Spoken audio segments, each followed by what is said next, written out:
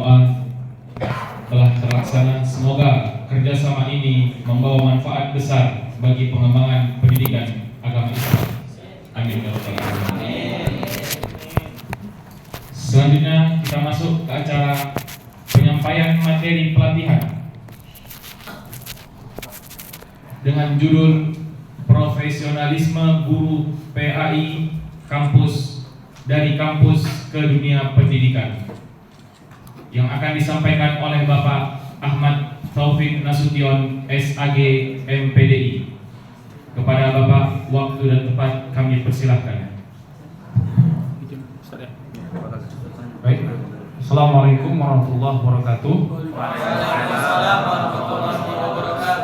Saya di sini bersama tim ya. Pertama Bu LP, mohon berdiri.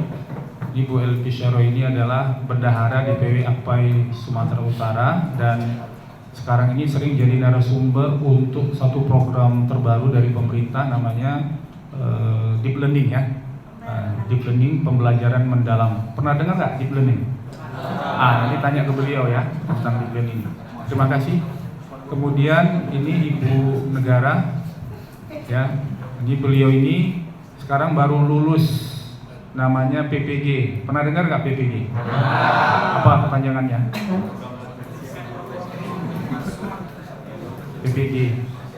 PPG itu pendidikan profesi guru, dan beliau baru lulus sekarang di batch 4 ya. Batch 4. Jadi nanti di kementerian itu ada namanya batch 1, batch 2, batch 3, batch 4. Jadi lulus sebagai peserta baru ya, bukan lulus sertifikasi. Baru lulus sebagai peserta pendidikan profesi guru. Nanti kalau sudah lulus dapat sertifikat, maka beliau akan menjadi namanya GR. GR ya. GR itu apa? Guru ya. Tapi dicantumkan di sertifikat, maka dianggap negara mengakui dia sebagai guru. Jadi nanti kalau kalian lulus dari sini ngajar, belum ada itu, negara belum mengakui kalian sebagai guru profesional. Paham ya maksudnya ya? Tapi kalau udah ikut PPG seperti beliau, keluar sertifikat, maka boleh buat di situ. Ya, Ahmad Taufik Nasution GR gitu ya, guru.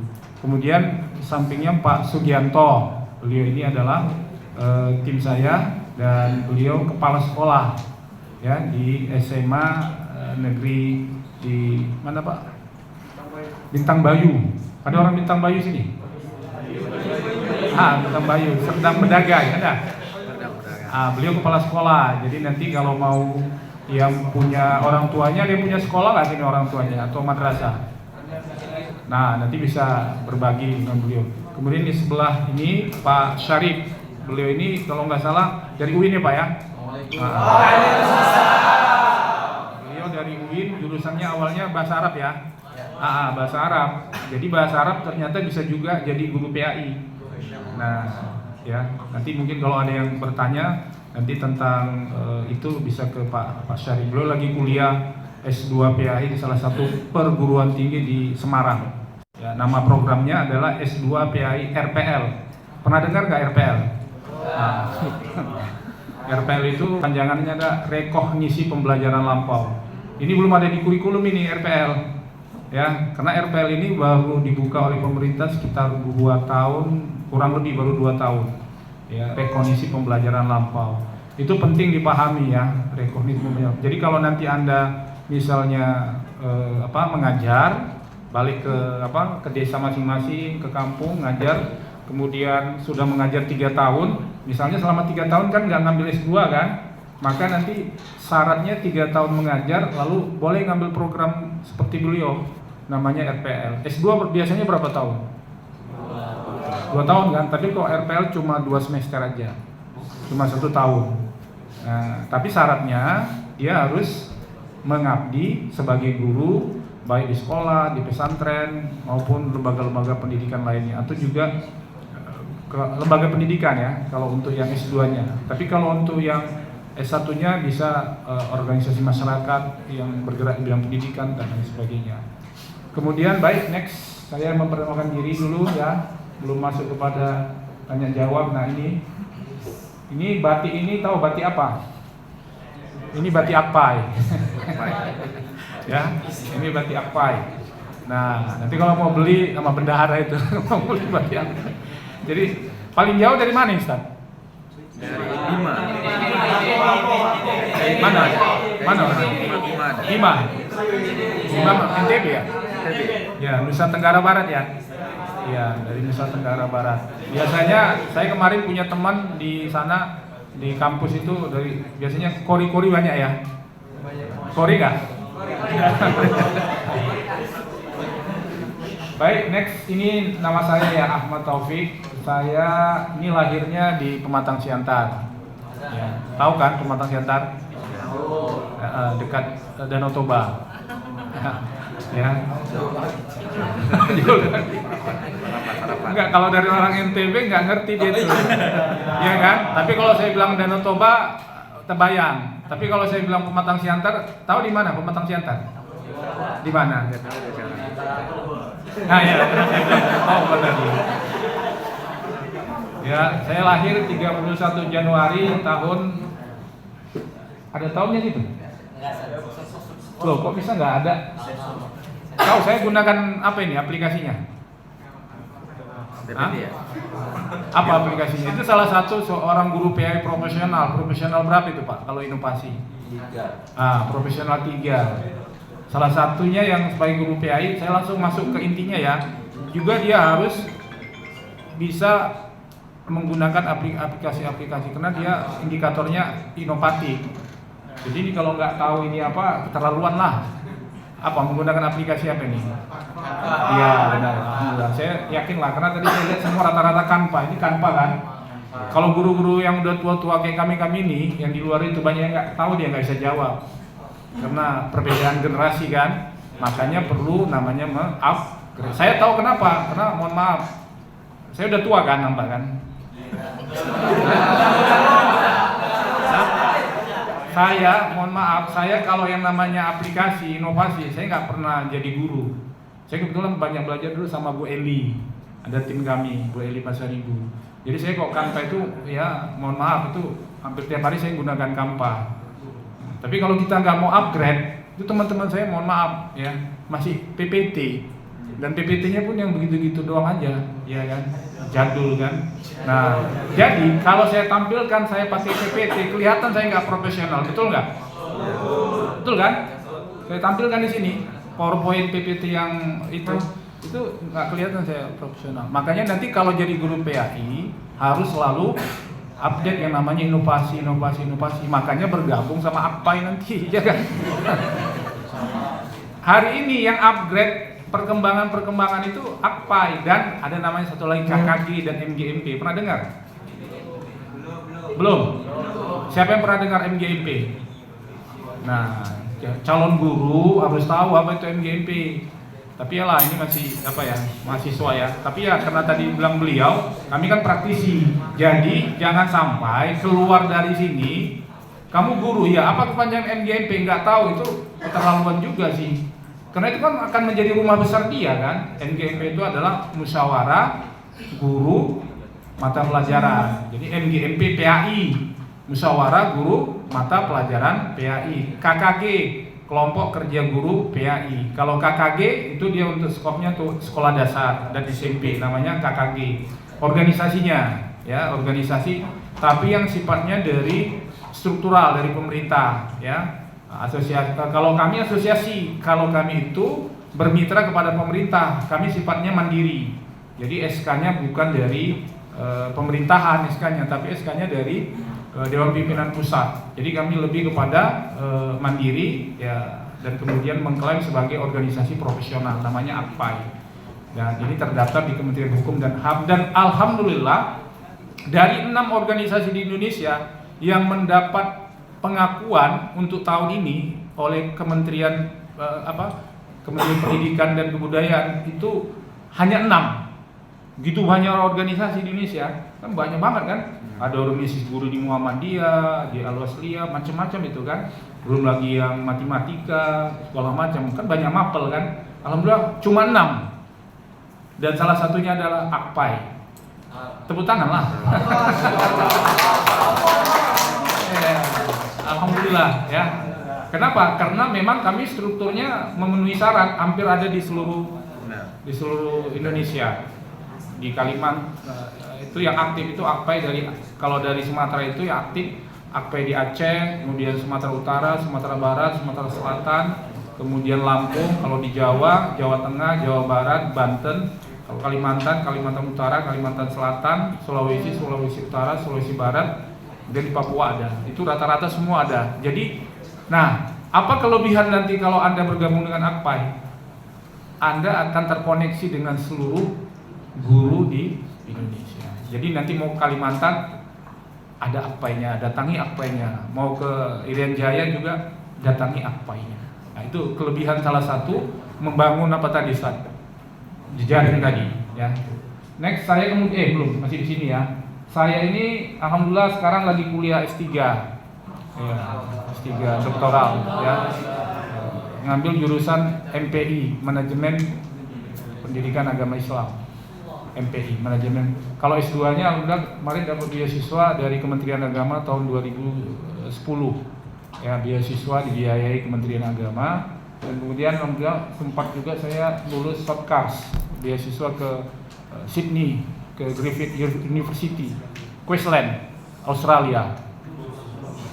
Tapi shortcast namanya, kursus singkat, lumayan lah ya kan. Setengah bulan di sana. Alhamdulillah ya, mungkin takdir Allah. Nah itu nanti hal seperti itu sekarang kan nggak terbayang kan nggak terbayang kalian kalau ke Australia kan. Mungkin kalau ke Mekah mungkin terbayang orang syekhnya di sana. Tapi kalau ke Australia itu nanti membangun jaringan tadi, ya. Dan kemudian yaitu saya juga sebenarnya banyak menulis buku dari tahun 2001. Saya sebenarnya lebih banyak menulis sebenarnya dari 2000 karena dulu saya kalau dibilang ya cari makannya dari menulis. Karena kalau dari guru, mohon maaf ya, pada waktu itu ya nggak bisa untuk hidup, ya kan? Waktu itu ya nggak bisa untuk hidup. Kenapa? Karena gajinya cuma 75.000, cuma 150.000, 200.000 pada waktu itu, ya kan? Nah, jadi saya lebih banyak menulis. Jadi saya menghabiskan waktu menulis dari 2001 saya menulis 2001 intens sampai 2001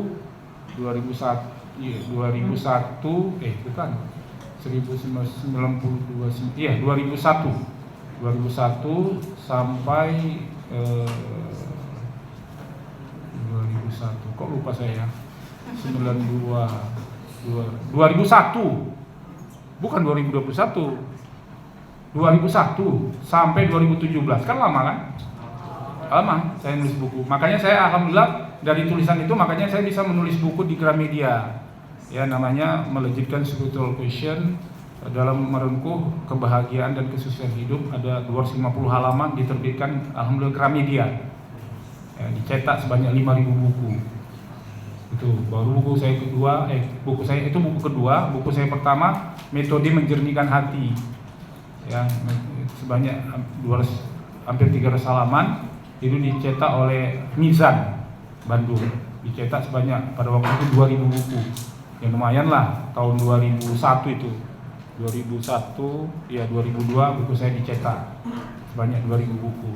Lalu kemudian Filsafat Ilmu udah publish dari Yogyakarta. Nah, setelah saya lulus jadi PNS, mulailah saya menulis udah nggak ini lagi. Karena dulu niatnya menulis kan cari uang. Udah PNS kan tuh apa lagi ya kan? Uangnya udah banyak ya kan? Nah, ya udah PNS kan lumayan bisa udah kalau udah PNS sudah bisa kredit kereta, cicil rumah ya kan? Nah, jadi saya memang nggak apa lagi, nggak nulis. Karena nulis itu butuh waktu yang nulis walaupun 10 halaman tapi itu 7 hari nulisnya.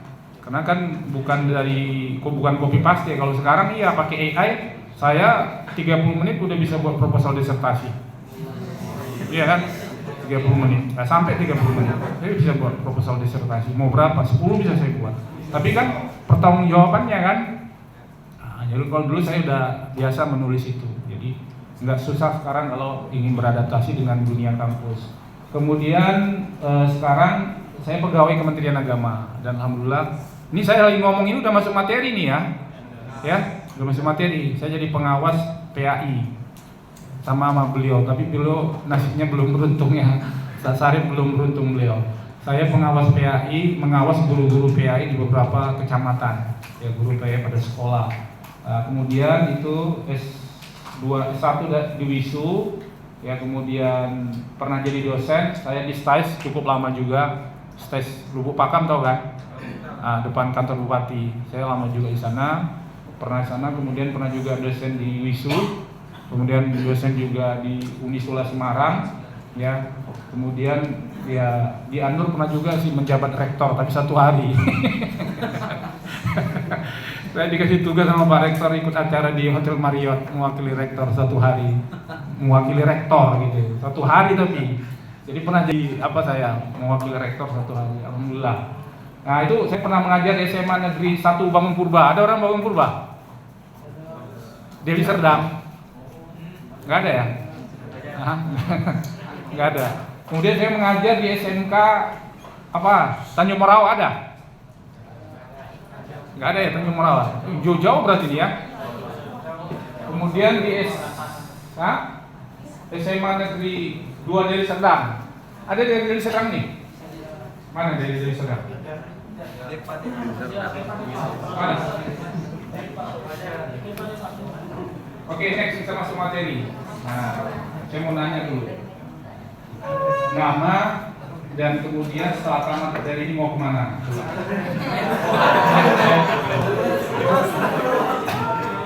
Bismillah. Nama saya Ahmad Ridul Haq. Insya Allah setelah tamat dari Istana Sunnah dan dapat kelas 1 pendidikan agama Islam, saya akan mengajar di SDIT atau di Riau. Oh, di Riau. Tepuk tangan. Ini dari sini. Mana? Nama dari Koma. Oh, dia SD. Berarti ngajar di SD kan? Pak Sarip kan nanti. Beliau udah senior di SD.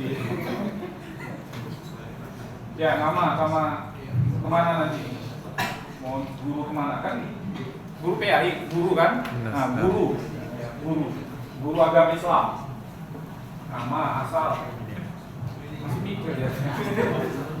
Ya nggak apa-apa ngomong aja gitu sih. Nama saya Ridwan, asalnya dari Riau. Insya Allah setelah saya tamat dari sini mau mengajar juga di kampung saya. Jadi apa? Jadi Guru apa? baik. Iya, di mana? Di pondok. Oh, pesantren. Ya. Mana tahu di SMA kan beda kan, atau di madrasah kan beda kan. Kalau TK ya kan. Ini terakhir dulu yang pakai mobil.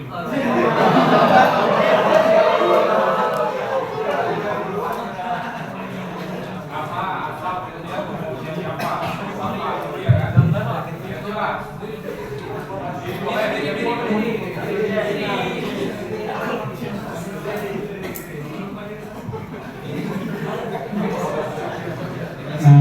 Bismillahirrahmanirrahim. Namanya Muhammad Fahri. Ini asal dari Riau dan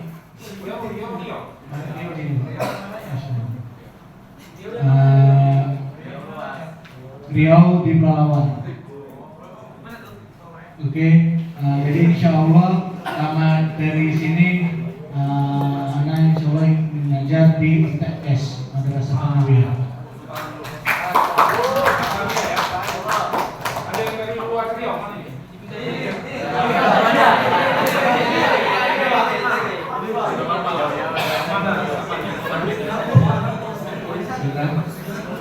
Nama saya Muhammad Amran. Saya berasal dari Bima NTB. Setelah lulus dari STAIS Sunnah, saya akan mengajar di Madrasah Aliyah di Alan Bari.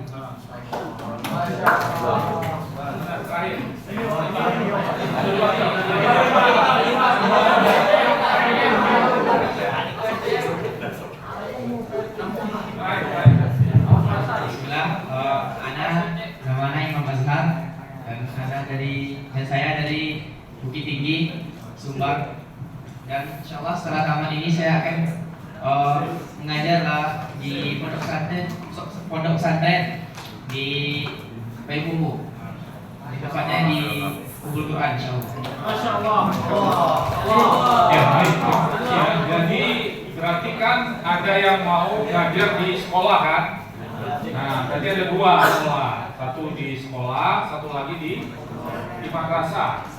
Ya, jadi memang lebih banyak itu di sekolah, dan kalau sekolah itu jumlah guru yang ngajar di sekolah itu di Indonesia menurut data dari sistem aplikasi namanya Siaga itu sebanyak 250.000 guru seluruh Indonesia, ada 250.000 kalau pada sekolah. Pada sekolah itu pengertiannya adalah mengajar mulai dari PAUD dan TK, ya. Jadi PAUD dan TK, kemudian SD, kemudian SMP, kemudian SMA, kemudian kuliah. Iya, SMK. Kamu dari SMK ya? Oh, dari mana ya? Berarti SMK. Satu lagi harus paham juga. TK, PAUD, TK, SD, SMP, SMA, SMK. Apa lagi? Satu lagi. SLB. Jadi negara juga butuh kalian. Tapi saya nggak tahu gimana formatnya. Bisa nggak kalian ngajar di sekolah luar biasa? Tapi saya kira kalau PAI-nya ya bisa ya. Nah, kan ada SLB. Itu ada punya Pemprov Sumatera Utara punya. Jadi dapat gaji dari negara gitu. Jadi itu peluang juga kan. Jadi jangan anggap kalau mau jadi guru hanya di SD, SMP, SMA, tapi juga di SMP. Kalau madrasah itu lebih banyak lagi. Saya nggak tahu datanya, tapi itu datanya ada di data di Kementerian Agama, itu diambil datanya dari EMIS ya. Kalau madrasah EMIS Simpatika ya. Datanya namanya, aplikasinya namanya Simpatika kalau madrasah.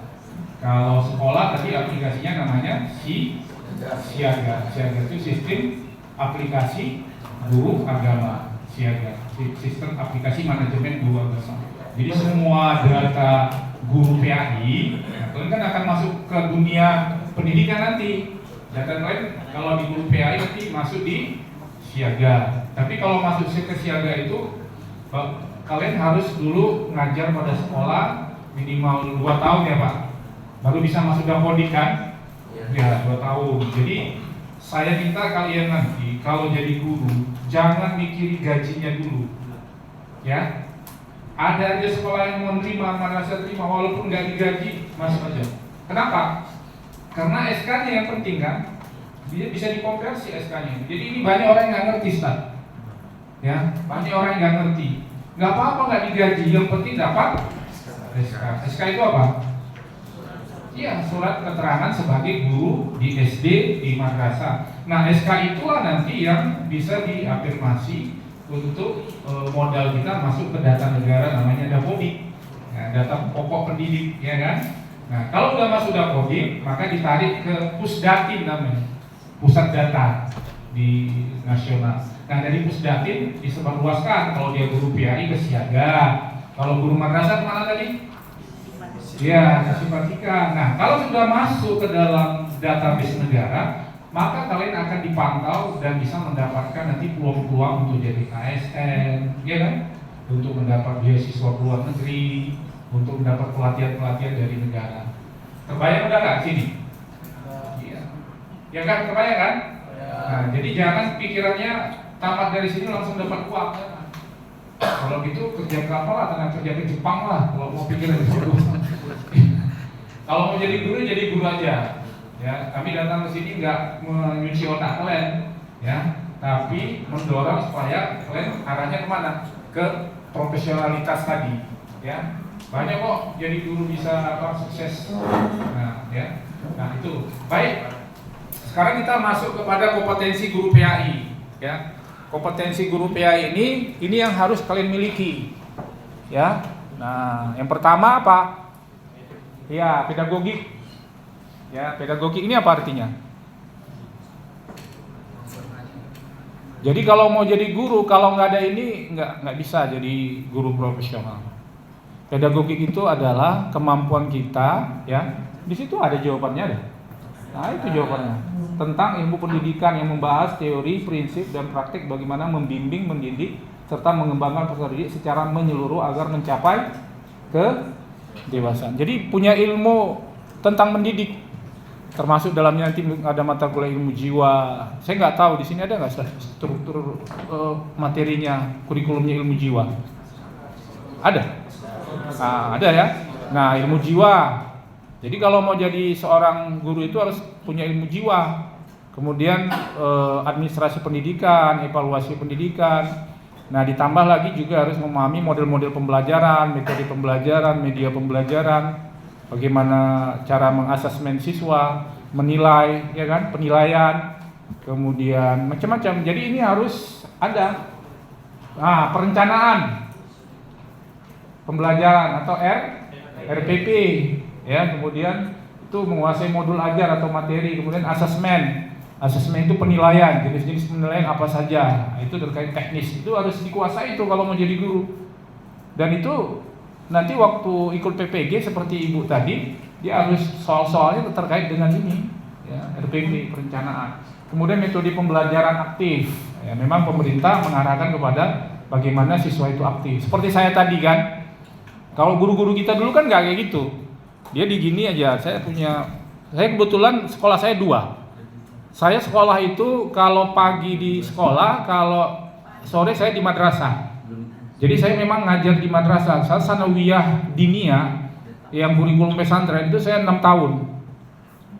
Kemudian saya masuk juga lagi sanawiyah diniyah al-wasliyah 3 tahun. Jadi udah berapa tahun? 9 kan? Sempat juga Kismu Ali, tapi cuma beberapa hari aja karena lanjut S2. Jadi saya memang sore juga belajar juga buku-buku Bulughul Maram yang di pesantren itu kan, Al-Lughatul Arabiyah, Qawaidul Fiqih, apa lagi? Tafsir. Sini tafsirnya apa?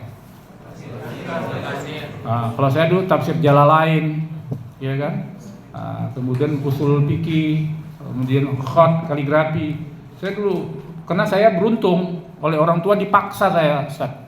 Kalau teman-teman saya nggak ada yang mau lagi, karena capek, udah pagi sekolah, sore lagi sekolah. Saya bayangkan pagi saya sekolah, sore jam 2 sekolah, 6 tambah 3, 9 tahun saya di madrasah. Alhamdulillah akhirnya saya belajar kaligrafi. Pernah saya juara 1 kabupaten khat kaligrafi.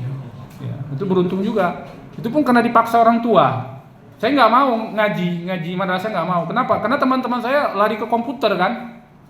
Tahun 92 itu kan orang semua anaknya supaya bahasa Inggris, ya kan. Sampai saya mau ngaji itu, saya hari pertama orang tua saya nggak kerja, mau mendaftarkan saya ke sanawiyah. Itu saya berondok, saya di dalam rumah di kolong tempat tidur saya berondok. Orang tua saya keliling desa cari saya nggak dapat. Wong saya dalam rumah di kolong. Terakhir capek orang tua saya keliling-keliling, ya kan, masuk kamar. Tengoknya ini kayaknya di kolong ini, ditengoknya ketahuan, ditarik saya. Akhirnya saya ditarik kayak kerbau itu, masuk daftar sama Ustadz di Al-Wasliyah ngaji. Ayo, udah dibeli buku segala macam. Masih ingat saya, Bulughul Maram, tafsir Jalalain dan sebagainya. Alhamdulillah. Nah, dari situ akhirnya ya dari aliyah juga saya dari aliyah. Jadi SD, SMP, kemudian aliyah. Sempat juga Fahmil Quran, sempat juga juara 1 di kabupaten Fahmil Quran. Ya, masuk juga provinsi tapi kalah. 2 kali masuk provinsi kalah, nggak pernah menang. Tapi kalau di kandang jago, 2 kali juara. Nah, itu. Jadi ini harus dikuasai nih. Pengelolaan kelas yang islami, media pembelajaran. Nah, termasuk ini tadi Canva. Ada lagi namanya apa, Bu? Gemini ya. Nah, sekarang lagi pernah dengar Gemini ya? Iya. Udah diajarkan nggak di sini? Udah ya? Jadi memang sebenarnya aplikasi-aplikasi ini menurut saya gampang sih kalau ada kemauan. Karena kan fasilitas dari lingkungan kita udah ada, tutorial banyak kan. Tapi tetap juga harus ada yang mendampingi. Saya juga kemarin Canva itu kalau nggak didampingi tim, nggak ada keinginan belajar, mungkin saya nggak. Ternyata setelah pelajari, ya saya bisa update. Sekarang ada namanya Gemini. Gemini saya belum sempat pelajari. Gemini belum sempat saya pelajari, tapi sebenarnya aplikasinya arahnya ke sana semua kan, mempermudah kita ya dalam memproses misalnya mengelola kelas ya atau menyajikan materi pembelajaran. Nah, ini media pembelajaran saya kira penting sekali ya. Berikutnya next, kompetensi profesional. Nah, di sini kompetensi profesional ini yang paling penting adalah menguasai materi-materi. Kalau kalian ngajar di sekolah, di madrasah itu mata pelajarannya apa aja yang terkait dengan agama? Fikih, apa lagi? SKI, apa lagi? Akidah akhlak, apa lagi? Ya, boleh hadis, apa lagi? Ya, sejarah peradaban Islam. Kalau dulu namanya sejarah kebudayaan Islam, ini namanya sejarah peradaban. Nah, itu mapelnya banyak kan? Di madrasah. Tapi kalau di sekolah yang 4-5 elemen tadi itu digabung dalam satu mapel, namanya mapel PAI. Tapi ingat ya, ini guru PAI bukan berarti guru apa. Ini guru PAI itu pemahamannya bisa madrasah, bisa sekolah. Kan gitu. Karena di sini dalam PAI ini dalam konteks ini mungkin saya tekankan karena banyak saya juga mikir ini kan. Terakhir saya memahami kalimat guru PAI itu dalam konteks dua. Kalau dia dalam konteks pada sekolah namanya mapel, tapi kalau dalam konteks madrasah namanya kurikulum. Kira-kira gitu. Kurikulum PAI. Nah, kalau di sekolah namanya mapel PAI. Karena di madrasah kan nggak ada mapel PAI kan? Ada mapel PAI di madrasah? Nggak ada. Yang ada mapel tuh Al-Quran hadis ya. Kalau saya dulu di Aliyah Al-Quran hadis, kemudian akidah akhlak ya, kemudian sejarah kebudayaan Islam, dulu namanya SKI, sekarang sejarah. Nah, ini materi-materi ini wajib dikuasai materi-materinya. Jadi ada namanya standar isi dari pemerintah. Kalau di sini mungkin kan kurikulumnya mungkin ada juga kurikulum tambahan ya. Ada nggak kurikulum tambahan? Ada kurikulum internal kan di sini. Nah, itu penting. Kenapa? Karena itu pengembangan. Kalau kalian hanya berpatokan kepada kurikulum dari negara, itu biasanya kurikulum negara mengakomodir banyak sekali materi sehingga dia mohon maaf dangkal. Kan gitu kan? Dangkal dalam pengertian kan dia nggak bisa mengakomodir sampai. Makanya saya masih ingat dulu waktu saya ngaji itu kan banyak sampai mawaris ya, ada buku kan Al-Mawaris. Itu kalau di sekolah nggak pernah diajarkan kan? Mana ada pelajaran mata pelajaran Al-Mawaris, nggak ada. Tapi bab Al-Mawaris ada. Tapi kan cuma berapa lembar doang kan? Tapi kalau di madrasah itu ada bukunya. Saya masih ingat tuh. Buku Al-Mawaris itu, bukunya kecil. Ada buku Al-Husnul Hamidiyah. Itu buku apa itu? Agak tebal itu, covernya hijau. Husnul Hamidiyah itu buku tauhid. Nah, kalau di buku di PAI itu kan aspek tauhid paling 1 bab 2 bab aja kan. Nah, jadi kalau ada kurikulum internal itu makanya saya berani mengatakan kalian tamat dari sini pasti lebih pintar dari orang yang hanya mengandalkan kurikulum dari dalam tanda kutip kurikulum dari negara. Kenapa? Bukan negara nggak mau, karena negara itu kan dia mengakomodir banyak aspek di dalamnya, ya kan? Nah, banyak aspek sehingga ya itulah standar namanya standar isi namanya standar materi. Jadi kalau standar ya yang standar aja gitu. Tapi kalau bisa kan kalian maunya jangan standar, tapi ya kalau bisa ya ini apa namanya di atas rata-rata lah, di atas standar ya kan. Nah itu nanti yang kurikulum internal itu luar biasa itu. Jadi beruntung bisa kuliah di sini. Ya kenapa bisa mendapatkan materi apalagi dari pihak yayasan atau lembaga itu memberikan keistimewaan di dalam pendalaman materi. Lalu kemudian integrasi nilai Qur'ani, baru moderasi inovasi dulu ya. Inovasi tadi sudah ya. Kemudian moderasi beragama. Nah ini saya kira penting karena posisi kita berada di NKRI, ya kan? Nah, apa itu moderasi beragama? Ada yang pernah dengar moderasi beragama? Nah, moderasi beragama itu apa? Toleransi. Ini apa itu moderasi beragama? Dia toleransi. Antum? Tasamu ya apa? Toleransi. Apa lagi yang dipahami kalau toleransi? Hah? Gak apa-apa. Apa? Interaktif. Nggak jelas. Ngapain dipahami kalau mendengar kata moderasi?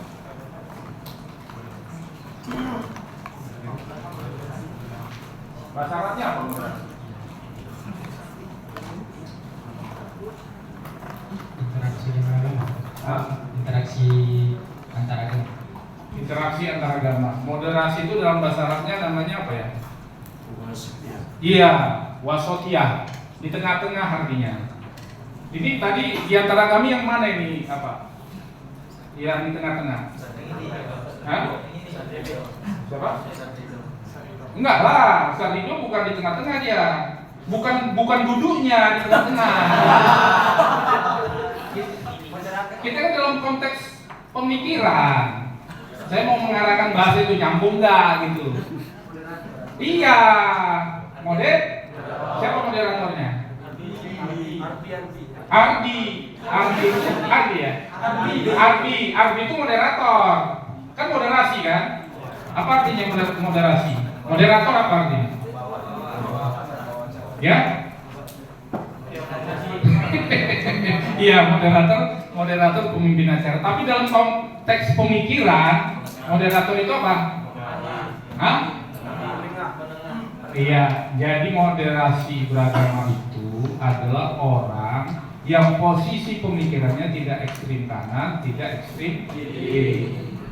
Tapi itu bisa diperdebatkan, silakan aja. Itu kan definisi. Definisi itu kan bukan harga mati ya kan? Definisi itu kan pemikiran mereka. Nah, kalau kita mau buat pemikiran sendiri ya silakan itu dibantah. Ya kan? Jadi supaya mudah dipahami. Jadi moderasi beragama itu tidak ekstrim kiri, tidak ekstrim kanan.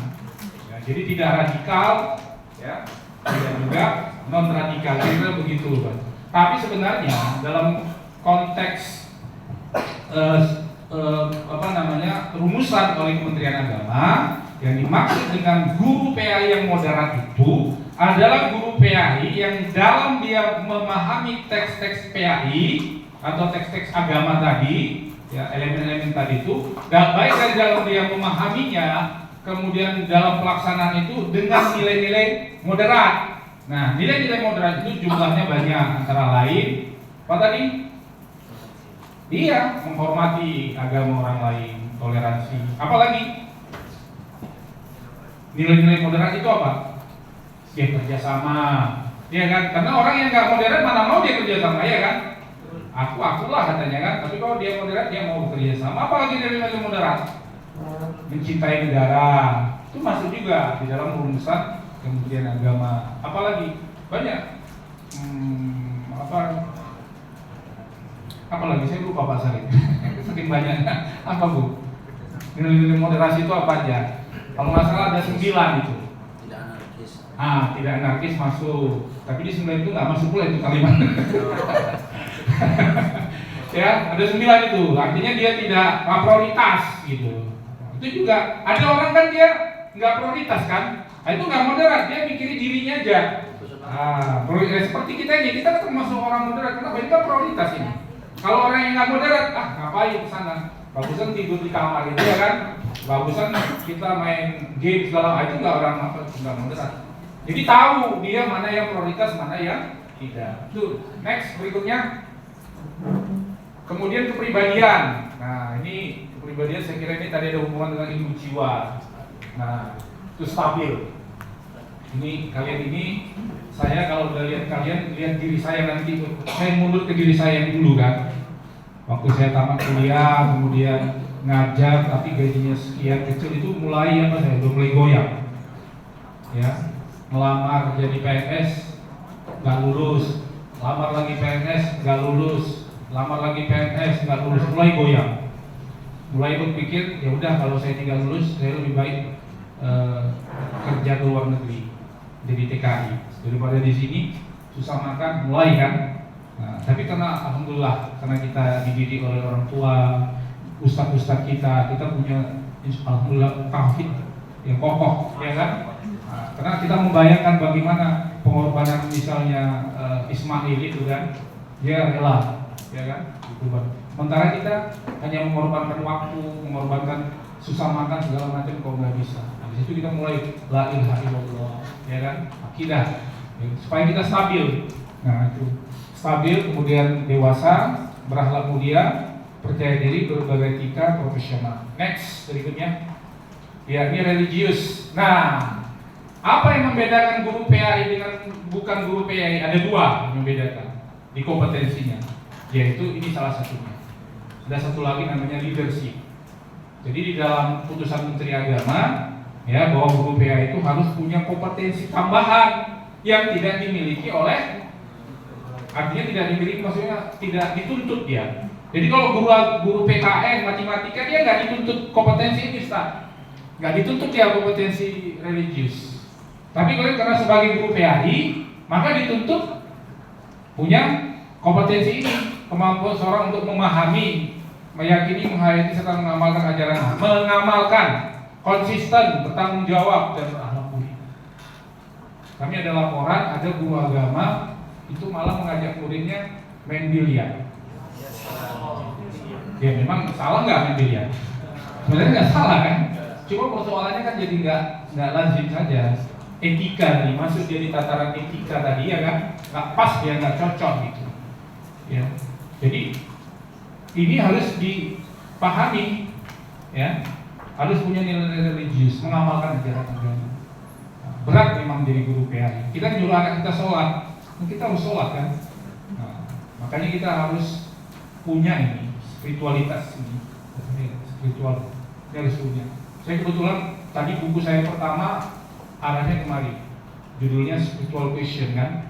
Nah itu saya mengembangkan konsep Bernard Johan dan Ian Marshall, seorang ilmuwan dari Prancis kalau nggak salah, yang mengembangkan konsep namanya Spiritual Question, bahwa kecerdasan tertinggi di abad ini diakui oleh semua orang adalah bukan IQ.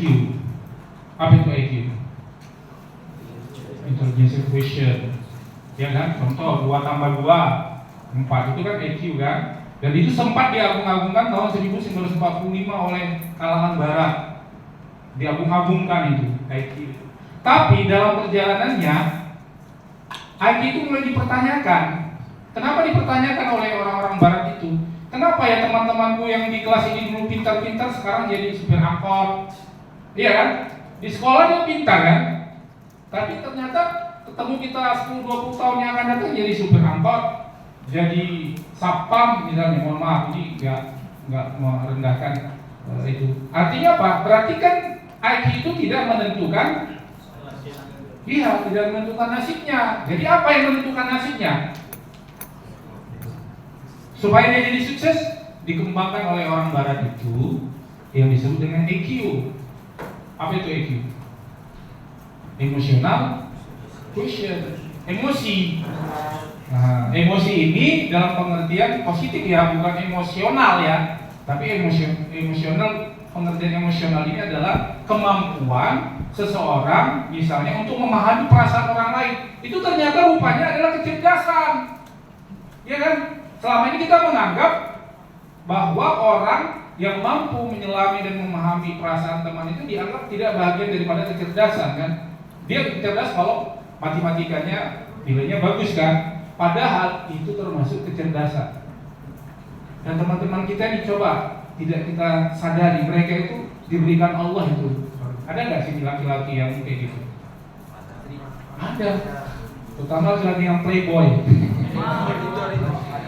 Nah, laki-laki itu kalau dia nggak punya kecerdasan emosional, dia nggak bisa jadi playboy kan? Iya kan? Bisa dia merasakan perasaan orang, merayu orang, segala macam. Artinya apa? Artinya ternyata banyak orang-orang yang sukses itu bukan otaknya, tapi karena dia mampu berbicara ke orang lain. Itu namanya kecerdasan emosional, memahami perasaan orang lain, jujur, ya, disiplin. Itu semua bagian daripada yang disebut sebagai elemen-elemen yang ada dalam kecerdasan. Tapi muncul pertanyaan, ya, banyak orang sukses hampir 20% itu diteliti di salah satu perguruan tinggi di dunia namanya Oxford. Jadi di Oxford itu selama 3 hari orang-orang terkenal itu seminar di sana kayak kita ini. 3 hari seminar. Siapa orang-orang hebat di dunia ini yang sukses? Contohnya siapa? Itu sebelum Elon Musk siapa? Siapa? Ya, Bill Gates. Nah, Bill Gates dan orang-orang sukses di dunia kumpul tahun 2000-an atau tahun berapa itu, belum ada emas ya kan, kumpul di Oxford. Mereka temanya satu, apa yang membuat mereka sukses. Mereka bicara itu selama 3 hari seminar, bicara apa yang membuat mereka sukses. Yang ngomong ini orang-orang sukses. Ternyata mereka susun paling tinggi apa? Paling tinggi ternyata yang membuat kami sukses satu adalah kejujuran, integritas. Paham ya? Nah, ternyata yang membuat mereka itu sukses karena mereka jujur, sabar, ya kan, disiplin. Itu yang membuat sukses. Nah, dan itu dinyatakan 20% oleh Daniel Goleman mempengaruhi apa? Kesuksesan hidup dia, karir dia. Nah, lalu mereka mulai berpikir lagi, loh, kami udah sukses kok nggak bahagia? Kan gitu, uang banyak, iya kan, rumah banyak, mobil mewah, ya kan, pesawat mewah. Tapi kenapa nggak bahagia? Oh, ternyata rupanya IQ itu tidak hanya sekian persen untuk sukses, tapi tidak bisa membuat orang bahagia. Ternyata rupanya IQ itu bisa membuat orang sukses, tapi 20%, tapi tidak tentu bisa membuat orang bahagia. Lalu apa yang bisa membuat orang bahagia? Nah, muncullah apa yang disebut dengan SQ tadi, yaitu spiritual quotient. Jadi kalau kita mau bahagia, ya kita harus mengembangkan ini, paham ya? Nah, kalian mau bahagia kan? Ya ini dikembangkan. Kembangkan ini, meyakini, menghayati, mengamalkan ajaran agama. Ajaran agama itu diamalkan aja. Sholat, ya kan, baca Quran, itu diamalkan, itu akan bahagia, ya, religius. Jadi dari internal. Tapi kan kita tidak cukup bahagia untuk batin aja, tapi membuat kita bagaimana supaya sukses. Makanya perlulah tadi yang namanya IQ dan EQ. Makanya keluarlah istilah ESQ, emosional, spiritual, quotient. Kalau di Indonesia itu dikembangkan oleh Dr. Adi Ginanjar, namanya ESQ. Nanti silakan aja kalau mau mendalami ESQ, ketik aja di Google Dr. Adi Ginanjar Agustian. Next, mungkin terakhir, ini terakhir ya, kompetensi leadership. Nah, kepemimpinan. Ini mohon maaf ya, tadi belum sempat ngeditnya nih. Tadi kebetulan mendadak tadi ada Zoom dari Kanwil terkait dengan di Kementerian Agama ada namanya program PAI PER. Jadi saya tadi ngerjain ini waktu Zoom. Jadi itu belum sempat ngedit, itu ketahuannya kan. Ya kan. Nah, itu leadership, itu kepemimpinan. Ya, kepemimpinan itu mengarahkan, bisa mengarahkan, mempengaruhi dan menggerakkan orang lain agar mencapai tujuan bersama secara efektif. Jadi guru PAI itu baik terutama di sekolah ya, juga di madrasah. Tapi kalau di madrasah memang ini tidak begitu dimunculkan. Tapi kalau di sekolah ini harus ada. Kenapa harus ada? Itu pertanyaannya kan? Kenapa? Karena Anda berada di lingkungan sekolah. Dan di lingkungan sekolah itu guru PAI jangan jadi subordinat dari sistem di sekolah. Gitu maksudnya. Paham maksudnya? Jadi jangan kita, kan begini, itu kalau guru PAI di sekolah seolah-olah kan lebih hebat guru matematika kan? Begitu kan kalau kalian di sekolah kan? Guru PAI seolah-olah guru PAI karena nggak lulusnya lebih usul ya kan? Nggak lulus di dunia maksudnya guru PAI kan gitu. Padahal nggak seperti itu. Makanya harus punya jiwa. Jadi kalian yang harus. Makanya yang jadi kepala sekolah itu harus guru PAI. Seperti Pak Sugianto. Pak Sugianto ini udah dianggap memenuhi syarat sebagai guru profesional. Kenapa? Sudah menjadi pemimpin, punya nilai-nilai leadership tadi. Untuk apa orang seperti Pak Sugianto dituntut punya itu? Supaya dia bisa mengembangkan apa yang disebut sebagai konsep religious culture. Apa itu religious culture? Dia akan mendukung program-program keagamaan di sekolah, tahfiz Quran, ya kan? baca tulis Al-Quran, lain dan sebagainya. Maka ini saya kira menjadi satu kompetensi yang harus dimiliki. Nah, dua ini yang membedakan ya guru PAI dengan guru mata pelajaran lainnya. Next, masih ada nggak? Nah, ini terakhir yang kedua. Sudah mulai ngantuk kayaknya kan. Nah, kira-kira ada, loh kok begini ya? Saya baca ya, paling atas itu PPG PAI. Nanti saya edit lagi ya. Paling atas PPG PAI. Kemudian yang di bawahnya itu sertifikasi PAI. Ya, kemudian di bawahnya P3K PAI, PNS PAI. Kemudian di bawahnya insentif PAI. Di bawahnya lagi impasing PAI. Di bawahnya lagi RPL PAI. Di bawahnya lagi beasiswa PAI. Di bawahnya lagi dua kementerian yang mengelola PAI. Di bawahnya lagi apa itu?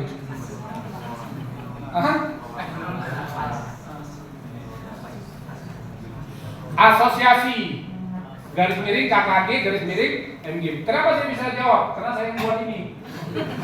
Iya kan? Iya kan? Nah, kalau kalian mana bisa? Karena bukan gue yang buat. Bawahnya lagi apa?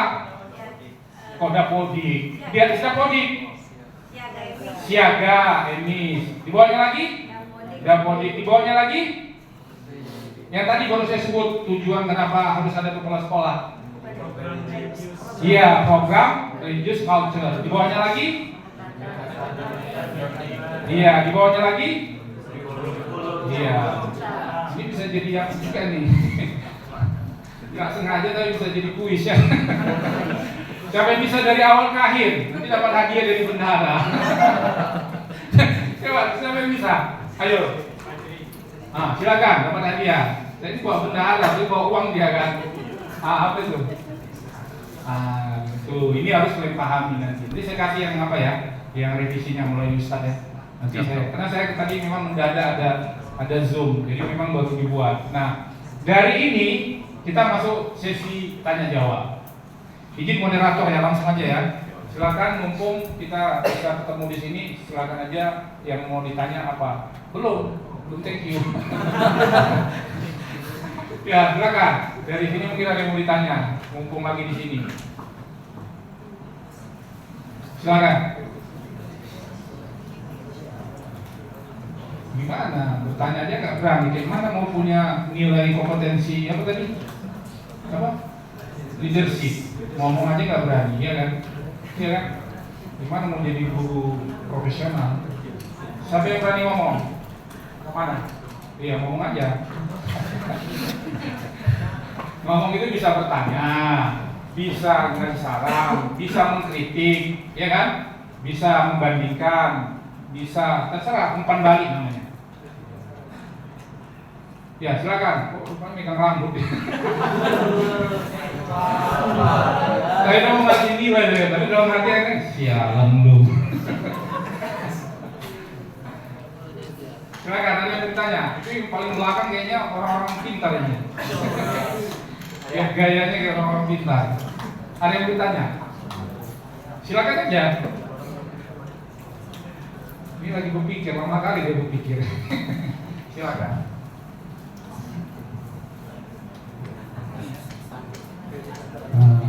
Bismillah.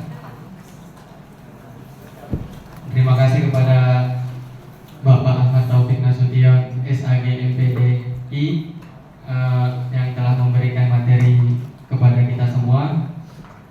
Di sini saya ingin bertanya terkait PPG. Nah, jadi setelah kita tamat dari kampus dengan prodi PAI, kita mendapatkan sarjana SPD. Lalu apakah kita sebagai sarjana tidak cukup mendapatkan SPD-nya aja? Apakah harus mendapatkan kita lanjut ke PPG PAI supaya diakui? Itu aja, terima kasih. Ya, mungkin Bu Edi bisa jawab. Pertanyaannya bisa jawab nggak? Sedikit coba. Jangan tuh. Ini yang ngantuk, Pak. Coba. Apa pertanyaannya? Kenapa setelah kuliah harus PPG? Bener kan? Padahal kita udah Padahal itu SPD, kenapa harus PPG lagi? Inilah yang baru lagi apa PPG? Bu, Ibu Negara, Ibu kan baru sedang PPG. Kenapa harus PPG? Begitu kan pertanyaannya kan? Ini yang pernah jabatan Pak. Saya kan dari. Coba ulangi pertanyaannya. Mereka kan setelah selesai. Coba ulangi pertanyaannya. Pertanyaannya setelah lulus dari KI ini kan kita dapat SPD lah. Ijazah, dapat SPDI atau SAG. Nah, Lalu apakah kita harus ngambil PPG lagi supaya sarjana kita itu dianggap gitu? apakah kita harus ngambil PPG lagi supaya sarjana kita dianggap? Jadi kan rumusan pertanyaannya kenapa harus PPG? Ini Ustaz Sarif. Oke, baik. Jadi ketika tamat dari kuliah S1 itu dapat gelar SPD. Tapi itu hanya baru diakui dari perguruan tinggi. Belum diakui sebagai guru profesional. Jadi PPG itu adalah tempat di mana guru-guru ini dilatih, mendapatkan pengetahuan untuk diakui secara resmi oleh negara menjadi guru profesional. Dan ada apresiasi lagi, bukan cuma gelar GR tadi. Apresiasinya apa? Dalam bentuk uang. Ya. Jadi dia mendapatkan tunjangan sertifikasi atau tunjangan profesi. Nah, jadi jumlahnya adalah 1 bulan gaji. Kalau PNS dia 1 bulan gaji berdasarkan pangkat atau golongan. Nah, tapi kalau Contoh saya. Saya itu 1 bulan 3.800.000 Gaji pokoknya untuk sertifikasinya. 3.800.000. Nah, kalau guru swasta yang belum PNS itu sekarang karena Pak Prabowo jadi presiden, ya itu 2 juta per bulan. Pasung tadi. Itu di luar gaji ya. Nah, jadi jawabannya kenapa harus PPG lagi? Iya, untuk mendapatkan itu. Ya, untuk mendapatkan pengakuan secara resmi sebagai guru profesional dan untuk mendapatkan insentif tunjangan profesional guru dari pemerintah. Demikian. Ya. Paham? Kalau belum paham bilang. Paham nggak? Karena kan yang anak Nggak, pertanyaan saya paham nggak? paham. Nah, apa yang kamu pahami? Nggak apa-apa, biar mendalam ya kan, deep learning. Iya, jadi yang anak pahami SPD ini setelah lulus dari kampus hanya masih diakui oleh lembaga, instansi, dan belum termasuk dalam guru profesional dalam kepemerintahan. Betul. Tetapi kalau sudah mengikuti PPG dan mendapat gelar GR tadi, maka kita telah diakui oleh kepemerintahan sebagai guru profesional. Tepuk tangan dulu. Jadi intinya gini, tamat dari sini bisa nggak jadi guru, Glenn? Bisa. Mau ngajar di sekolah, ngajar di madrasah, ngajar di pondok pesantren, ngajar ya sampai TPQ, terserah lembaga apapun boleh. Tapi gajinya berdasarkan gaji yang ada di lembaga itu. Kalau gajinya 2 juta, 2 juta. Tapi kan rata-rata guru ini kan kalau mengharapkan dari gaji yang biasa-biasa saja itu kan gajinya paling ada yang 500.000. Bayangkan 500.000 sebulan, ongkosnya aja pulang pergi udah berapa?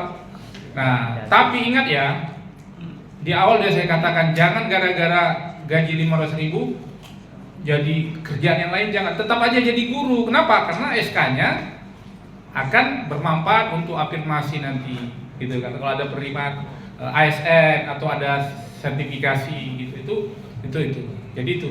Jadi Anda bisa jadi guru tetap, tapi belum masuk kategori menurut negara, belum masuk kategori guru profesional. Tapi kalau Anda mau profesional harus masuk PPG. Tapi syarat PPG ini kalau di kita ini berubah-ubah, minimal dia harus 2 tahun dulu di siaga. Tapi sekarang udah masuk aja di siaga hanya beberapa bulan udah bisa. Tapi intinya dia harus jadi guru dulu itu. Nah, nanti bagaimana perubahan regulasi itu kita update saja. Tapi yang jelas yang bisa masuk PPG ini dia yang sudah punya pengalaman mengajar, sudah mengajar, bukan punya pengalaman, sudah sedang mengajar sekian tahun. Cuma sekarang pemerintah memang ada namanya program ada namanya dalam jabatan dan ada prajabatan. Nah, ini yang perlu tolong dicatat. Kayak ibu tadi, ibu itu masuk program dalam jabatan. Dia PPG ketika dia sedang menjadi guru, namanya program dalam jabatan. Tapi ada rencana ini mau dihapuskan. Kenapa dihapuskan? Ya, karena membebani negara. Ya kan? Ya bayangkan ibu itu dulu PPG itu dulu biayanya negara itu 5 juta sekian membiayainya. Sekarang alhamdulillah udah bisa cuma 800. Cuma kan dipertanyakan kan apanya prosesnya kan. Nah, bayangkan kalau ada ini 60.000 kemarin batch 2. Kalau biaya dari negara 5 juta udah berapa itu? Coba kalian itu. 60.000 guru di PPG kan. Satu itu 5 juta udah berapa? Jadi negara agak gitu. Ini politik anggaran ya politik anggaran ya. Nah, udah. Nah, itu nanti mau ditiadakan, mau diganti namanya PPG prajabatan. Nanti nggak tahu saya nih, Pak Dido mungkin lebih tahu PPG prajabatan ini. Jadi setelah kalian tamat dari sini, kuliah lagi kan? Hah? 1 tahun, saya dengar kemarin 2 tahun, ini 1 tahun ya Bu ya. Nah, biayanya 17 juta. Nah, jadi saya ini mulai, makanya kalian coba update ini. Tapi belum diimplementasikan. Jadi kalian udah tamat, tapi kalau kalian ikut yang prajabatan tadi dengan biaya 17 juta, tapi ini 17 juta ini kayak di Unimed ya. Saya nggak tahu nanti di Kementerian Agama. Pokoknya sekitar katakanlah 15 juta, 17 juta. Ada PPG, tapi biaya siapa? Iya, biaya pribadi. Ibu itu tadi biaya siapa? Pemerintah. Jadi pemerintah sekarang nggak mau tahu biaya pribadi. Mau nggak kalian nanti biaya pribadi ikut PPG prajabatan? Nggak mau kalian nggak dapat seperti bapak ini. Nggak dapat apa tadi? Enggak, bukan GR yang penting ini. Sertifikasi. Nggak dapat uang sertifikasi berdasarkan 1 kali gaji pokok. Seperti saya, gaji pokoknya lebih tinggi ya kan, contohnya ya kan. Saya 4 juta sekian. Kalau saya nggak ikut PPG, maka gaji saya nggak bisa lagi dapat 4 juta sekian. Jadi nggak bisa dapat 9 juta saya. Kalau saya nggak ikut PPG, saya nggak dapat 9 juta, tapi saya dapat 4 juta. Tapi karena saya ikut PPG, maka saya dapat 9 juta. Nah, kalian mau ikut nggak PPG nanti? Insya Allah. Tapi biayanya biaya sendiri, mau? Kuliah lagi, maksudnya kuliah belajar lagi, mau nggak? Mau. 15 juta 1 tahun, mau nggak? Insya Allah. Nah, maksud saya ini kan tataran praktisi. Yang kami omongin ini itu pasti dilakukan atau ditunda. Tapi kalau insting aku pasti dilakukan karena postur anggaran APBN kita udah mulai apa ini. Makanya Pak Prabowo udah agak apa ini kan? Wah, udah mulai cari uang dia. Carinya mafia itu kan. Supaya ditarik uangnya supaya APBN kita, ya doakanlah supaya stabil apa kita. Ini dalam keadaan kurang stabil ekonomi kita. Makanya siap-siap kalau nanti setelah ini mungkin ekonomi kita nggak naik, nggak tumbuh sekian persen yang dijanjikan Pak Purbayak, ya siap-siaplah kalian. Kemungkinan saya bisa menjamin 100% nggak akan ada lagi program, PPG prajabatan. Makanya siap-siap dari sekarang ngumpul uang. Tamat dari sini, ya kan? Nggak apa-apa. Demi profesionalitas tadi. Nah, ini namanya apa? Pemikiran dengan kita dapat banyak pengetahuan seperti ini kan, banyak pengetahuan ini kita bisa berpikir untuk ke depan. PC kita ada ke depan. Tapi kalau nggak ada pengetahuan, gimana mau ada PC? Paling PC-nya di kampung aja lah, ya kan? balik kampung apa, tapi kita harus punya banyak pengetahuan. Dengan banyak pengetahuan kita akan merumuskan visi gitu. Paham ya? Nah, itu terkait dengan PPG PAI. Masih ada waktu, Ustaz? Masih ada waktu?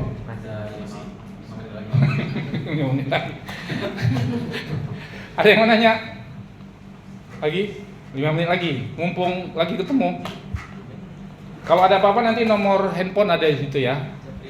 Japri. Yang mau ada lagi mau bertanya? Ada, Bang? Silakan. Ada di sini orang tuanya guru? Angkat tangan. Oh, saya udah ada satu ya. Guru di mana orang tuamu? Di Rio, Pak. Ih, Rio banyak Ustaz di Rio ya, Ustaz. Ustaz orang Rio kan? Oh. Ya Rio. Kok banyak kali Ustaz Rio ya? Banyak karena banyak yang ngajak itu, Pak. Oh. Ada yang udah ada ngajak. Alumni ya. Macam-macam. Guru apa orang tuamu? Guru SD. Ngajar? PAI. Oh, ya alhamdulillah. Nah, bagus itu anak yang soleh ini. Kami rata-rata kami kan guru PAI kan, anak kami nggak ada yang mau jadi guru PAI. Kayak saya nggak ada yang mau jadi guru PAI, kurang ajar memang. Iya nggak ada. Masuk ke Unimed ambil biologi, bukan biologi keguruan, biologi murni. Sekarang udah agak kesulitan cari kerja. Kenapa? Ya minta tolonglah. Lah, aku kan ketua asosiasi guru PAI. Mana bisa aku carikan kau kerjaan ke apa sana di luar habitasi aku, ya kan? Tapi kalau dia kemarin mau jadi guru di Unimed ikut kata ayahnya, kau jadi guru aja, ya kan? Ya gampang aku carikan di tempat dia, apa kan? Karena aku kan ketua asosiasi, ya kan? Yang kedua anakku ngambil kesehatan masyarakat.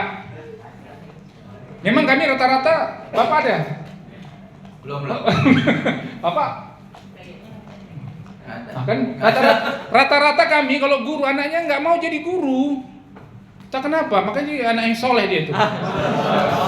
Cuma rambutnya yang perlu diperbaiki sedikit.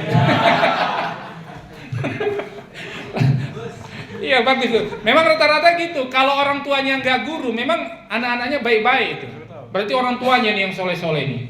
Kalau dia anaknya yang soleh, kalian orang tua kalian yang soleh-soleh ini. Iya, nggak mungkin orang tua kalian nggak soleh. Ya, buktinya anaknya mau jadi guru PAI pasti soleh. Jadi bapak nggak soleh.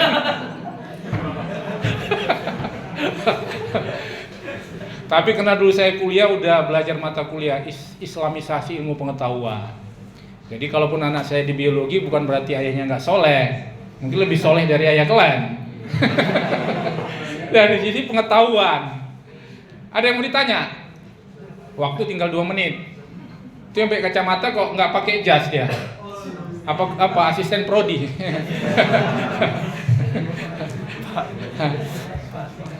Ada yang mau ditanya? Nah ini kayaknya Ustadz ini udah lihat tadi dia. Silakan. Nah, saya kena belajar ilmu jiwa, jadi tahu. Baik, terima kasih kepada Bapak Ahmad Taufik Nasution yang telah memberikan saya waktu untuk bertanya. Jadi pertanyaannya, saya ingin bertanya ke Pak ini Pak tentang P3K PAI PNS PAI. Terus ini kok bagus isinya? Diperbaiki. Berubah font. Siapa yang merubah? Ada. Oh mantap ya, keren. Oh kena diketik ya? Di PowerPoint ya? Iya keren. Nah itu seperti apa Pak kalau boleh tahu? Dan juga beasiswa PAI ini maksudnya tentang apa gitu? Ya bagus. Tepuk tangan dulu, ini penting banget ini. Ini penting banget. Beasiswa PAI, pemerintah menyiapkan beasiswa untuk kalian itu sebanyak 5.000. Kemarin ada 5.000. Oh itu dokter ya. Untuk dokter ada 5.000 dokter. Artinya negara menyiapkan uang ya untuk 5.000 dokter. Kalian kan S2 juga belum ya? Oke, turun ke bawah kita ya. Berarti mau misalnya S2 lah ya. Nah, karena kalian udah S1. Nah, kalau S2 itu pemerintah biasanya menyiapkan anggaran dari khusus yang PAI ya. Nanti madrasah lain lagi ya. Madrasah beda. Itu PAI itu biasanya jumlahnya juga pengalaman saya itu ada 300 orang dapat beasiswa. Tadi kan saya udah bilang kan, saya S2 di mana tadi? Di IAIN Syekh Nurjati Cirebon. Saya dapat beasiswa dari negara. Jadi semua dibiayai, ongkos pesawatnya, makannya, kamarnya, uang kuliahnya, uang wisuda, uang tesis, dikasih lagi uang saku 2,5 juta tiap bulan masuk ke kantong saya. Jadi saya ke kampus gagah lah, nggak mikirin. Kenapa? Karena semua biaya di kampus itu udah ditanggung negara. Jadi saya masuk itu gagah. Yang di kantong saya untuk apa? Untuk uang buku, sama uang makan, sama uang kos. Uang kos nggak ada pada waktu diambil pihak kampus. Jadi uang makan sama uang buku. Nah, gitu. Pandai-pandai saya lah. Saya beli aja buku-buku bekas ya kan, supaya separuhnya bisa untuk beli pulsa segala macam. Itu dapat 2,5 juta. Itu ada. Dan setiap tahun ada. Tapi sejak kita pasca Covid, ya itu dialihkan. Dialihkan kemana itu uangnya? Dialihkan untuk program-program lain, misalnya ke S1 kemarin. Tadi kan S2 kan?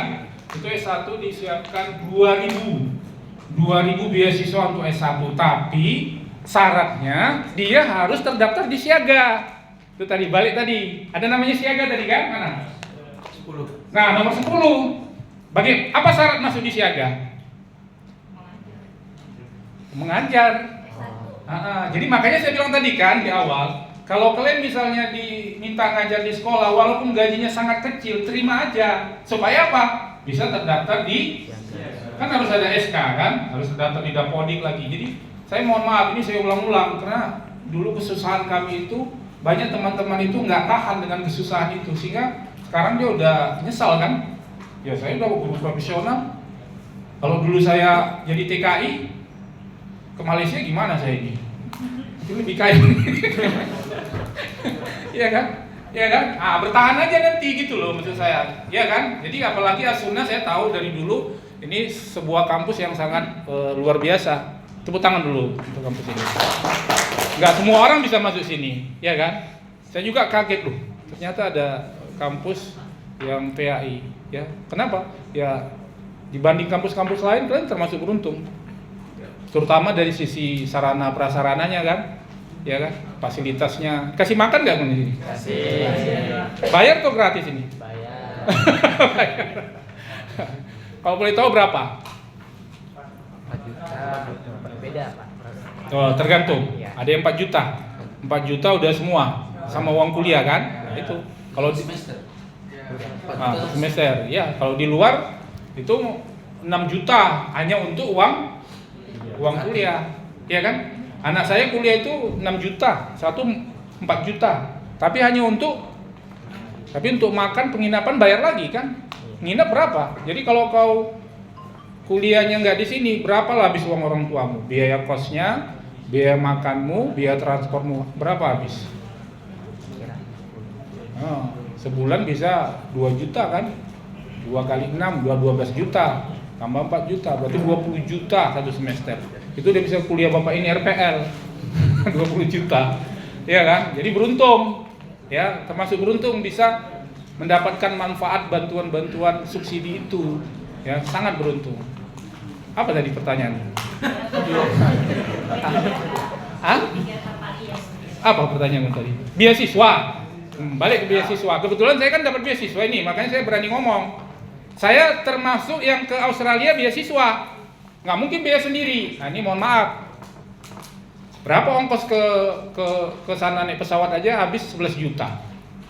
Tapi jangan bayangkan saya tuh dari Jakarta dari Medan ke Jakarta. Dari Jakarta ke Australia.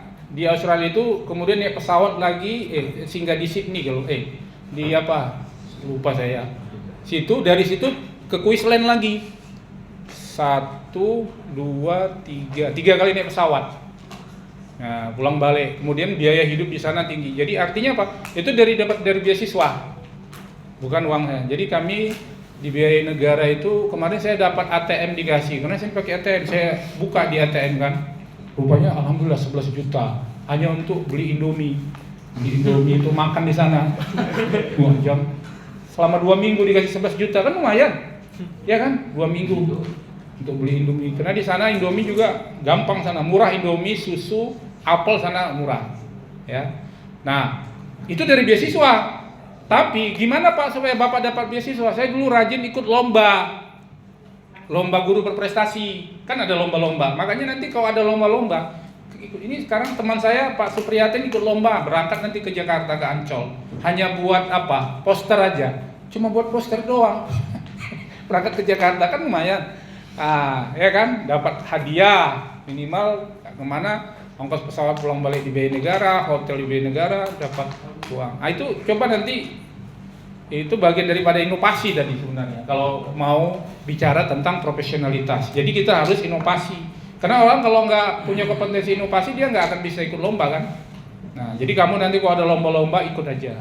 Nah, dari situ itu bisa jadi sertifikatnya jadi akumulasi syarat untuk mendapatkan program beasiswa.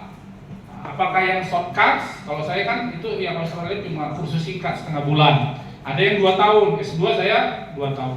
Kemarin saya ikut yang doktor, saya terlambat.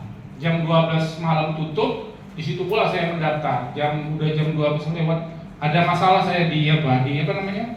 Di scan itu. Terakhir ada kendala saya di scan. Kalau terakhir udah jam 12 lewat 07.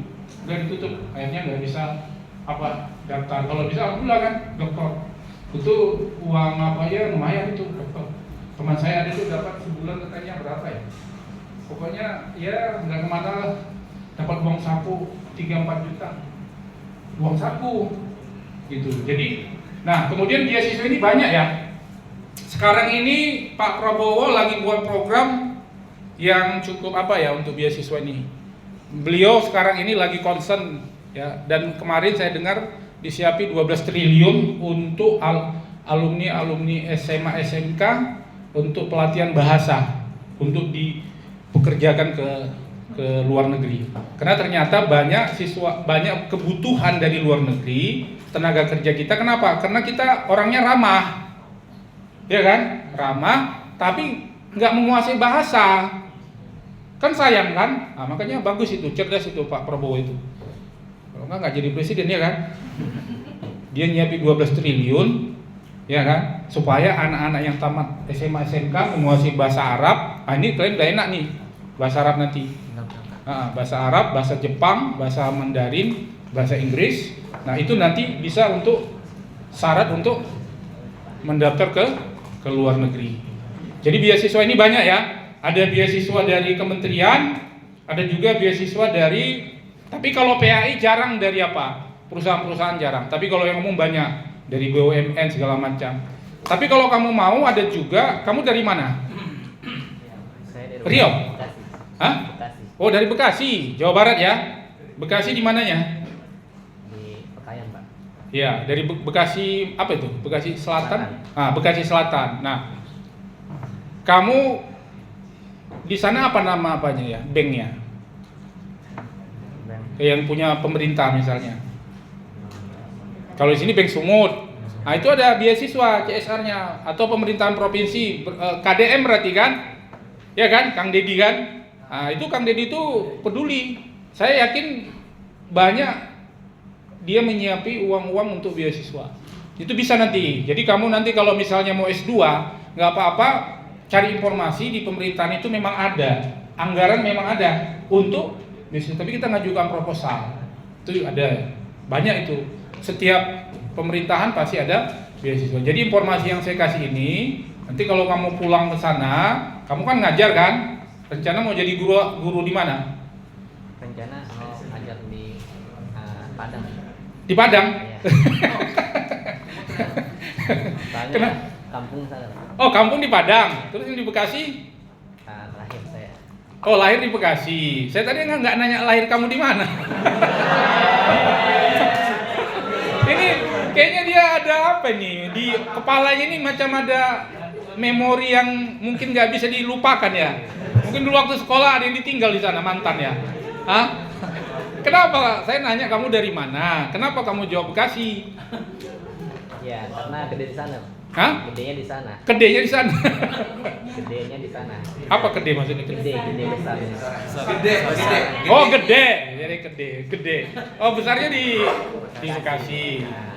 Orang tua di mana? Di Padang. Oh, berarti nanti balik ke Padang ya. Ya, alhamdulillah di Padang itu terus terang ya, Padang itu pemerintahannya paling concern terhadap. Nanti saya kasih nomor ketua DPW Akpes Sumatera Barat sama kamu. Berapa tahun lagi kau di sini? 2 tahun. 2 tahun. Nah, nanti minta aja nomor ketua DPW. Nanti kamu kalau di sana bilang sama Udari Melpi, udah, aku temannya apanya Pak Topik ini. Apa namanya? Binaan Pak Topik. Mohon carikan pekerjaan jadi guru PAI di sekitaran mana kau nanti di sana mau? Padang Pariaman, Pak. Nah, Padang Pariaman. Nanti di teleponnya ketua Akpai Padang Pariaman. Mau ngajar di SD. Nah, nanti nama saya ini carikan udah tempat saya mengajar di Padang Pariaman di SD, kalau bisa di kecamatan sekitar ini nanti dikirimnya ke grup. Bahwa ada binaan yang mau cari pekerjaan. Mudah-mudahan nanti bisa langsung. Yang lain gitu juga. Makanya catat nomor saya. Ya. Nanti yang kamu dari Riau. Riau itu ketua DPW-nya siapa ya? Lupa aku, karena kurang aktif ketua DPW-nya nih Riau. Rampah. Hah? Rampah, Pak. Rampah. Oh, Rampah mana maksudnya? Rampah. Saya Rampah mana ini? Serang Bedaga. Oh, Serang Bedage. Ibu itulah kau apain? Di mananya? Di Firdaus. Firdaus mana? Hah? Hah? Ah, tempat Bu Eli yang saya bilang tadi ngajari saya kampa. Udah, nanti minta nomor ibu itu aja. Ah, iya, nanti untuk jejaring tadi ya kan start langsung. Mana lagi nih tadi? NTB ketua DPW-nya kurang aktif NTB. Oh, Aceh bagus, Pak Fikri. Ketua DPW-nya Pak Fikri, hubungi. Di Aceh itu start luar biasa di Aceh. Kau kan dari Aceh. Pernah nggak kau lihat orang pakai pakaian gini? Semua guru PAI pakaian gini di Aceh. Coba lihat pakai gini. Semua guru PAI pakaian gini. Padahal ini bukan batik guru PAI, ini batik asosiasinya, bukan mapelnya. Tapi karena pemerintahannya peduli terhadap guru PAI, mantep banget itu di Aceh. Di Aceh itu perusahaan-perusahaan juga ngasih bantuan kalau ada seminar-seminar guru PAI itu bantuan. Maka Aceh itu luar biasa di Aceh. Nanti hubungi Pak Fikri atau Ibu Cut. Kebetulan Ibu Cut nanti tanggal 30 bareng kami ke Jakarta PAI. Ibu Cut itu guru yang aktif PAI di sana. Ibaratnya dia Sri Kandinya PAI lah di Aceh. Tuh, ada lagi yang mana? Mana tahu? Mana? Hah? Duma itu masuk mana? Provinsi mana? Rio itu nggak salah Pak Dedi. Nanti ada sih Dedi ada. Dia lumayan lah. DPW-nya lumayan lah, tapi nggak apalah begitu aktif. Tapi jejaringnya tetap ada di sana. Batam. Hah? Simalungun, mana Simalungun? Siapa Simalungun? Oh, berdiri kau dulu Simalungun. Ini Simalungun, di mananya? Panitonga itu kebun teh. Iya, di situ. Iya, sawit ya. Iya, Panitonga Simalungun. Simalungun ada akpenya tapi kurang aktif, ya, kurang aktif Simalungun. Ya tapi kan ketua DPW-nya aktif, sama saya aja nanti. Ada lagi? Ada lagi? Ini, dari Bogor.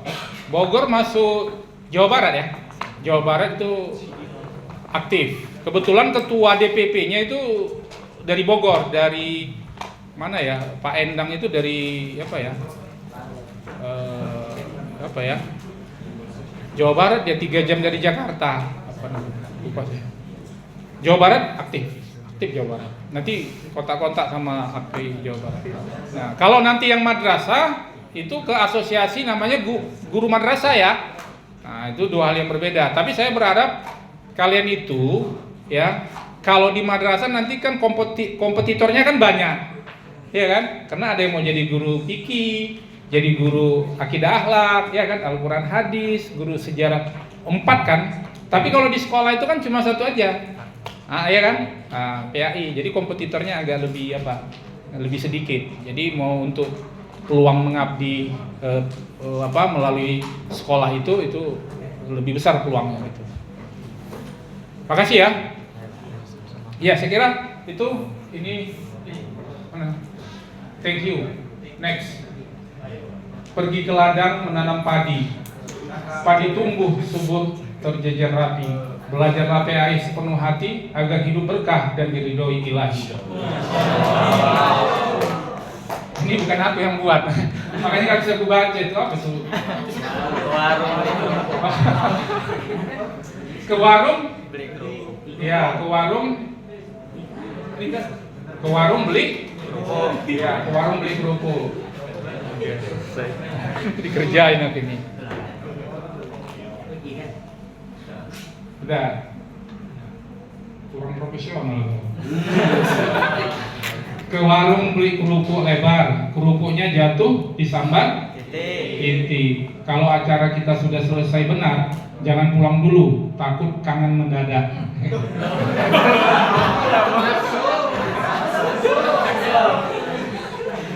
Kira itu ya yang bisa saya sampaikan. Saya terima kasih kepada Pak Ketua Prodi, Pak Ridho, terima kasih banyak. Mudah-mudahan Pak nanti kalau ada program-program lain, undang-undang kami Pak ya.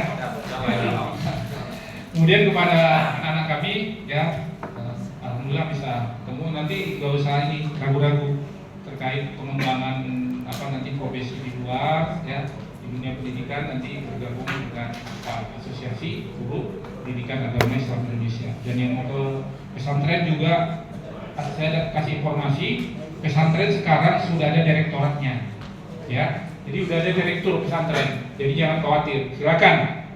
Dulu nggak ada direktur pesantren, sekarang udah ada. KPAI ada direkturnya, madrasah ada direkturnya. Kalau pesantren dulu nggak ada, tapi sekarang sudah ada direktur pesantren. Jadi kalau mau mengabdi di pesantren silakan, karena direkturnya sudah ada. Artinya apa? Kalau sudah ada direktur PAI, ada direktur pesantren, ada direktorat pesantren, itu udah pasti negara akan memperhatikan kesejahteraan. Demikian yang bisa saya sampaikan. Wabillahi taufiq wal hidayah. Assalamualaikum warahmatullahi wabarakatuh. Waalaikumsalam warahmatullahi wabarakatuh.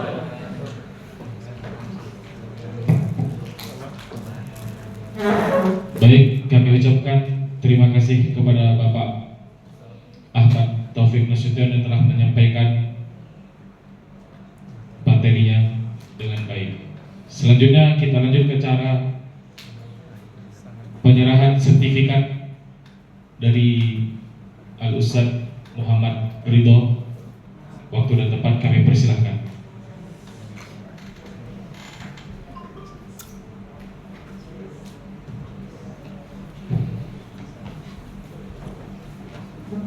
Kalah judulnya. Kawan nih. Sekian. Negara. Moderator. Kalian lah. Iya. Pak Ustaz. Jajar. Ustaz.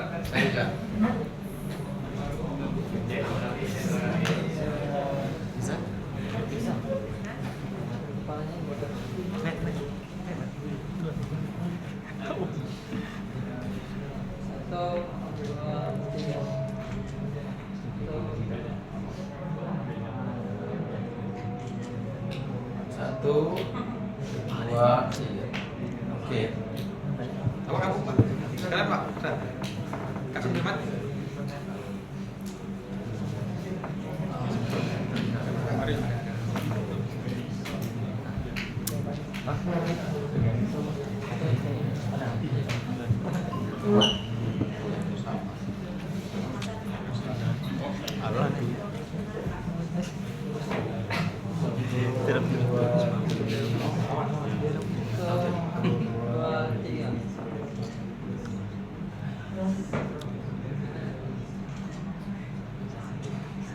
Keluarin dulu lah. Kira orang.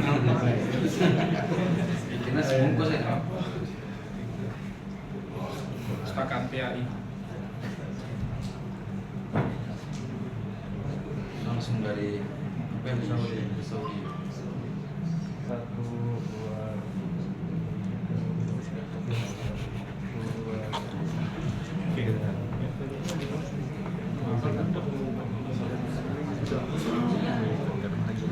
Mahasiswa, teman-teman yang mau foto boleh. Pulang. Besar tujuh.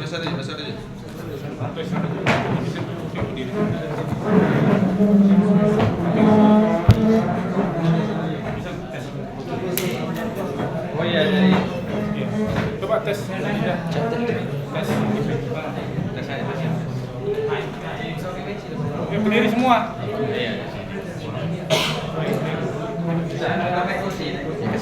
kasih kursi ya.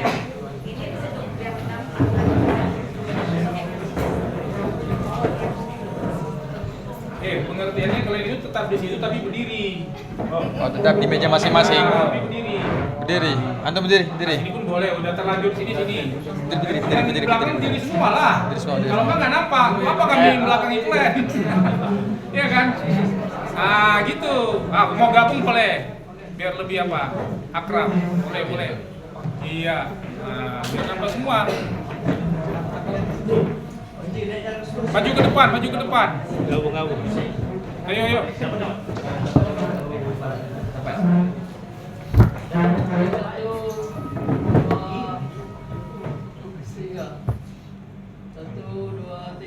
Di atas rata-rata ini apa ini? Start dulu.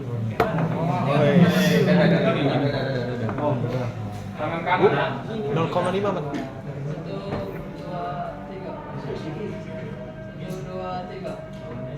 Sunda di mana? Di KW. Yang belakang itu, ayo maju. Oke. 1, 2, 3.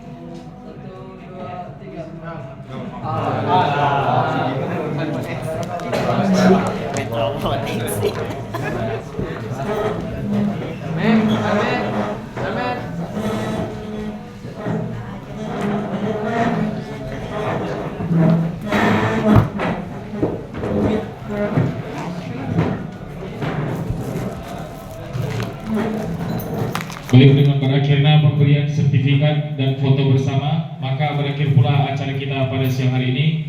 Mari kita tutup dengan membaca doa kafaratul majelis. Subhanakallahumma wa bihamdika asyhadu an la ilaha illa anta astaghfiruka wa atubu ilaik. Wassalamualaikum warahmatullahi wabarakatuh.